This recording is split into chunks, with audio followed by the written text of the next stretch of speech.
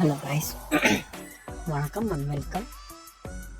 நீங்கள் பார்த்துட்ருக்கிறது நம்ம ஹாட் செல்லி.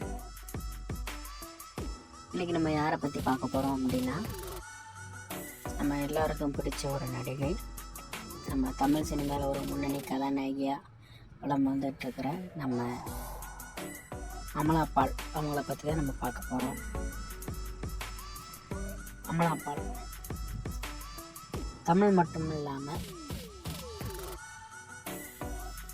தெலுங்கு, மலையாளம்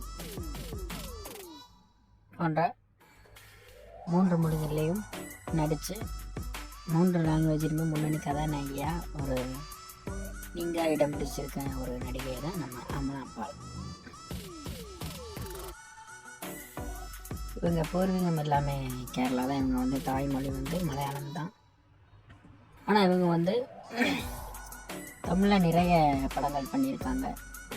தமிழையும் சரி தெலுங்கும் மலையாளத்தையும் விட தமிழில் நிறைய படங்கள் பண்ணியிருக்காங்க. இவங்க அறிமுகமான படம் வந்து மைனா. ஆக்சுவலாக இவங்க வந்து ஃபஸ்ட்டு அறிமுகமான படம் வந்துட்டு சிந்து சமவெளி அப்படின்ற ஒரு படம் தான். இவங்க வந்து ஃபஸ்ட்டு தமிழ் சினிமாவில் வந்து ஒரு கதாநாயகியாக அறிமுகமான படம். அந்த படம் வந்துட்டு நிறைய நெகட்டிவ் ரிவ்யூஸ். அது மட்டும் இல்லாமல் அது வந்து ஒரு அடல்ட் கண்டென்ட் உள்ள ஒரு மூவியாக இருந்துச்சு. ஸோ அந்த படம் வந்துட்டு இவங்க வந்து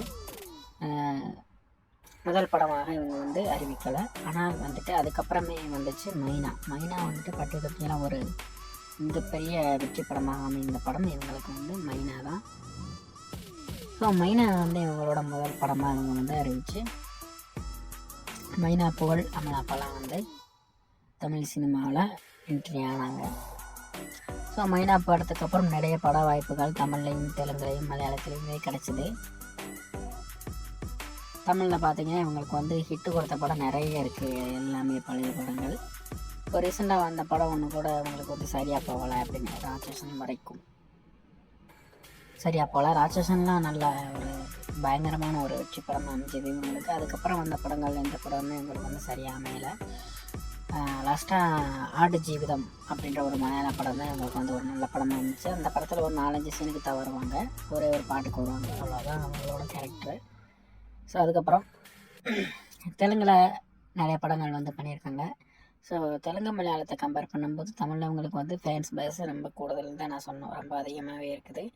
ஸோ தமிழில் வந்து இவங்களுக்கு வந்து இன்னும் மார்க்கெட் குறையலை அப்படின்னு நான் சொன்னேன். அமலா பாலுக்காண்டி ஒரு தனி ரசிகர் பட்டாளமே அவங்களுக்காக இருக்குது தமிழ் நாட்டில். ஸோ அதே மாதிரி மலையாளம் தெலுங்கு தமிழ் 3 மொழிகள்லையுமே அமலா பால் அப்படின்ற ஒரு இடத்த அவங்க வந்து இன்னும் தக்க வச்சுருக்காங்கன்னு தான் சொல்லணும்.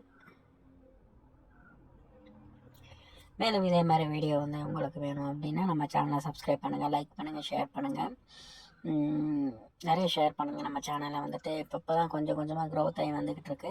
ஸோ நம்ம சேனல் வந்து இன்னும் கொஞ்சம் நல்லா எல்லாம் ரொம்பவே க்ரோத் ஆகணும்னு சொல்லி நீங்கள் வந்து கொஞ்சம் ஹெல்ப் பண்ணுங்கள், ரொம்ப சப்போர்ட் பண்ணுங்கள். ஸோ உங்கள் நல்ல சப்போர்ட் தான் பண்ணிக்கிட்டு இருக்கீங்க. உங்கள் சப்போர்ட்டுக்கு எல்லாமே நன்றி. மேலும் நீ அடுத்து யாருக்கு வீடியோ போடணும்னு சொல்லி சொல்லுங்கள், போட்டுடலாம். ஒரு வீடியோவாக உங்களை தேடி வந்துக்கிட்டே இருக்குது. நன்றி, வணக்கம்.